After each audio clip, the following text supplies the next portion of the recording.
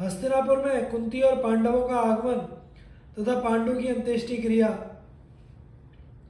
वैशंपायन जी कहते हैं, जन्मजय, पांडु की मृत्यु को देखकर दिव्य ज्ञान संपन्न महर्षियों ने आपस में सलाह की। उन्होंने सोचा, परम यशस्वी महात्मा पांडु अपना राज्य और देश छोड़कर इस स्थान में तपस्या करने के लिए हम तपस्वियों की शरण में आए थे। उन्होंने अपने नन्हे नन्हे बच्चों और पत्नी को धरोहर के रूप में सौंपकर स्वर्ग की यात्रा की है। अब हम लोगों के लिए उचित है कि उनके पुत्र अस्थि और पत्नी को लेकर वहां पहुंचा दें। यही हमारा धर्म है। ऐसा विचार करके तपस्वियों ने भीष्म, धृतराष्ट्र के हाथों पांडवों को सौंपने के लिए हस्तिनापुर की यात्रा की। थोड़े ही दिनों में वे लोग हस्तिनापुर के वर्धमान द्वार पर आ पहुंचे। अनेक चारण आदि देवताओं के साथ मुनियों का आगमन सुनकर लोगों को बड़ा आश्चर्य हुआ। वे अपने बाल बच्चों के साथ उनके दर्शन के लिए आने लगे। उस समय सवारी से और पैदल आने वाले चारों वर्णों के लोगों की बड़ी भीड़ हो गई। उस समय किसी के मन में कोई भेदभाव नहीं रहा।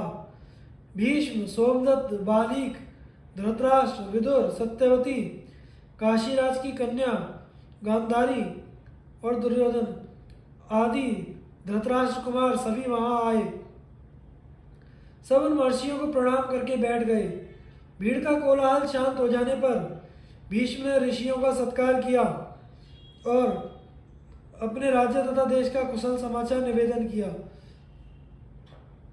सबकी सम्मति से एक ऋषि ने खड़े होकर कहना शुरू किया, कुरुवंश शिरोमणि राजा पांडु विषयों का त्याग करके शतशृंग पर रहने लगे थे। वे तो ब्रह्मचर्य व्रत का पालन करते थे, परंतु दिव्य मंत्र के प्रभाव से धर्मराज के अंश से युधिष्ठिर, वायु के अंश से भीमसेन, इंद्र के अंश से अर्जुन और अश्विनी कुमार के अंश से नकुल सहदेव का जन्म हुआ है। पहले तीनों कुंती के पुत्र हैं, पिछले दो माद्री के।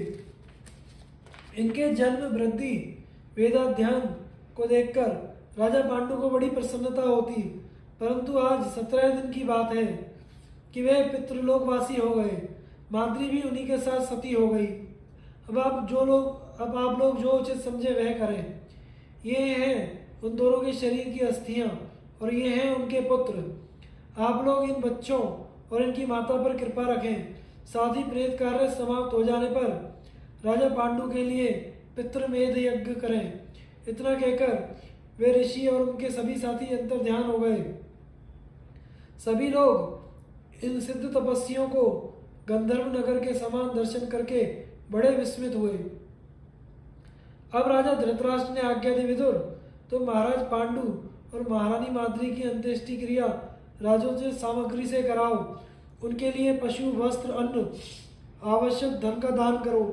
विदुर ने उनकी आज्ञा स्वीकार की और भीष्म की सम्मति से गंगा के परम पवित्र तट पर और दैहिक क्रिया संपन्न कराई। उस समय पांडु के वियोग से दुखी होकर सभी रो रहे थे। मंत्रियों ने सबको समझा बुझाकर शांत किया। पांडवों ने सगे संबंधियों तथा ब्राह्मण आदि प्रवासियों ने श्राद्ध के उपलक्ष्य में 12 दिन तक भूमिशयन किया।